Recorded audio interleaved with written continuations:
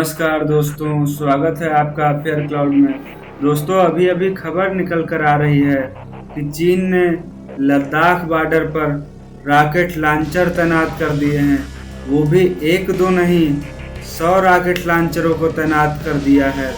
और ये जो 100 रॉकेट हैं, इनको चीन ने पहाड़ों की ऊंची चोटियों पर तैनात कर दिया है।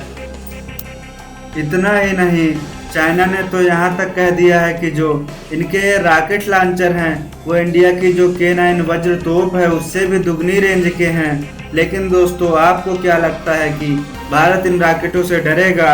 और चीन आखिर अपने हथियारों को जिस तरह से तैनात कर रहा है LAC बॉर्डर पर, इससे यही लग रहा है कि इस बार की ठंडक में चीन शायद कोई छोटी मोटी कॉन्फ्लिक्ट भारत के साथ छेड़ दे।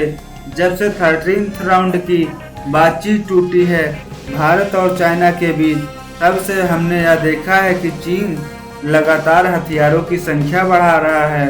और याद रखिएगा कि चीन S-400 तो पहले ही तैनात कर चुका है भारतीय बॉर्डर के बहुत ही नज़दीक। इन सब बातों से एक सीधी बात तो यह तय होती है कि इंडिया चाइना का झगड़ा इतनी जल्दी तो ख़त्म नहीं होने वाला, क्योंकि अभी तो पहले आएंगी सर्दियाँ, और सर्दियों में LAC बॉर्डर पर इतनी ज़्यादा बर्फ़ जम जाती है कि वहाँ पर जान बचाना मुश्किल हो जाता है।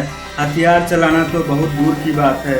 अगर आप 1962 का युद्ध देखो तो चाइना ने ज़्यादातर हिस्सा अरुणाचल प्रदेश का कब्जा कर लिया था, मगर इनके पीछे हटने का जो मेन रीज़न था वो ये नहीं था कि USA ने जो धमकी दी थी कि हम आप पर अटैक कर देंगे, अगर आप इंडिया पर अटैक कर देंगे या फिर रसिया के दबाव में, उस समय चीन के सामने यही जो ठंडक है वो सबसे बड़ी मजबूरी थी। उस समय चीन भारत की सीमा में घुस तो आया था, लेकिन तभी बर्फबारी होना स्टार्ट हो गई थी और चीनी सैनिकों को लग रहा था कि हमें पीछे से बैकअप नहीं मिल पाएगा और हम यही बर्फ में फंस जाएंगे और भारतीय सेना का शिकार हो जाएंगे। इस वजह से आपने देखा है, ना ही चीन भारत को हरा पाया है और ना ही भारत चीन को हरा पाया है। अगर आप हिस्टोरिकली देखोगे तो जो हिमालय है एक तरीके से बैरियर का काम करता है, दोनों देशों के बीच खड़ा रहता है।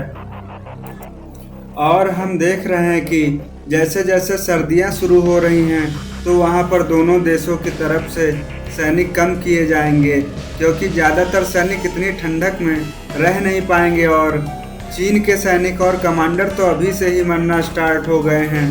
तो इन्हीं सब को देखते हुए चीन अपने सैनिक को कम कर रहा है और ज़्यादा से ज़्यादा मात्रा में आर्टिलरी गन को तैनात कर रहा है, क्योंकि अगर भारत की तरफ से अगर कोई घुसपैठ या झड़प होती है तो ये लोग उनको काउंटर स्ट्राइक दे पाएँ।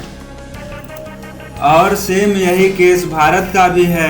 हम लोगों ने भी होवित्ज़र जो आर्टिलरी गन है वो तैनात कर रखे हैं लद्दाख बॉर्डर के नज़दीक। यही नहीं, भारत ने वज्र को भी तैनात कर रखा है, वो भी पूरी बटालियन के साथ। और इन्हीं सब को काउंटर करने के लिए चीन ने PCL-181 लाइट ट्रक माउंटेड होवित्ज़र को तैनात कर दिया है। और ये भी कह रहा है चाइना, इसे हमने खास करके इंडिया को काउंटर करने के लिए ही बनाया है और इसकी रेंज इंडिया की किसी भी आर्टिलरी और होवित्ज़र से ज़्यादा है। और चीन के इस रॉकेट की इफ़ेक्टिव फायरिंग रेंज है 40 किलोमीटर तक। इसके अलावा वो इसको प्रोजेक्टाइल फायर करके इसकी रेंज को 72 किलोमीटर तक बढ़ा सकते हैं। वैसे देखने में ये रॉकेट भारी भरकम दिखता है, मगर चाइना ने इसको ऐसे डिज़ाइन किया है कि इसका वजन 25 टन से कम है और इनका एक बहुत बड़ा एयरक्राफ्ट है शांघाई Y9। ये आराम से इसको ट्रांसपोर्ट कर सकता है और इसके ज़रिए जो ऊंचे पहाड़ हैं वहां पर आराम से इस रॉकेट को पहुंचाया जा सकता है। वहीं अगर K9 वज्र की बात करूं तो यह बहुत भारी भरकम है, इसे चिनूक हेलीकॉप्टर उठा नहीं पाएगा, लेकिन हमारे पास बहुत भारी भरकम ट्रांसपोर्ट एयरक्राफ्ट हैं जैसे कि C-17 ट्रांसपोर्ट एयरक्राफ्ट। ये आराम से K9 वज्र को ट्रांसपोर्ट कर सकता है और हम आराम से K9 वज्र को ऊंची चोटियों पर पहुंचा सकते हैं। मगर चाइना का यही कहना है कि ठीक है, आप K9 वज्र को प्लेस तो कर दोगे ऊंची पहाड़ियों पर, मगर रेंज फिर भी हमारी ज़्यादा है आपसे। और चीन ये भी कह रहा है कि हमारी इस रॉकेट की रेंज में भारत की पूरी आर्टिलरी आ जाएगी। लेकिन दोस्तों, चीन चाहे जितना चीख ले कि हमारे रॉकेट ऐसे हैं वैसे हैं, असलियत तो आप सबको पता है कि चीन का सामान टिकता नहीं है। और अगर चाइना इन रॉकेटों को तैनात करेगा तो भारत भी चुप नहीं बैठेगा।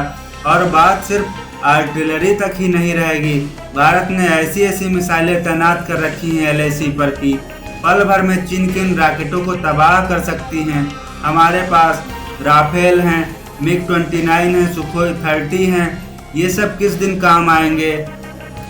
और आपको बता दूं, चीन के जो ये रॉकेट हैं इनके लिए तो हमारे ध्रुव और अपाचे और MI जैसे हेलीकॉप्टर ही काफ़ी हैं। मिसाइल एयरक्राफ्ट तो दूर की बात है।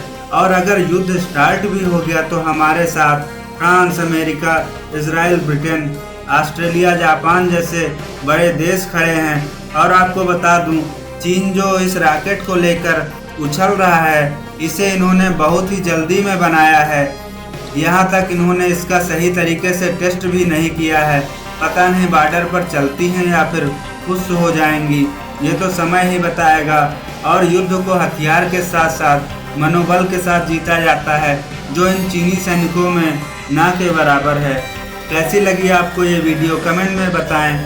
आपको क्या लगता है, चीन इस रॉकेट को तैनात करके भारत के मनोबल को कमज़ोर कर रहा है? लाइक, शेयर और सब्सक्राइब करके घंटी वाला बटन दबाना ना भूलें। धन्यवाद।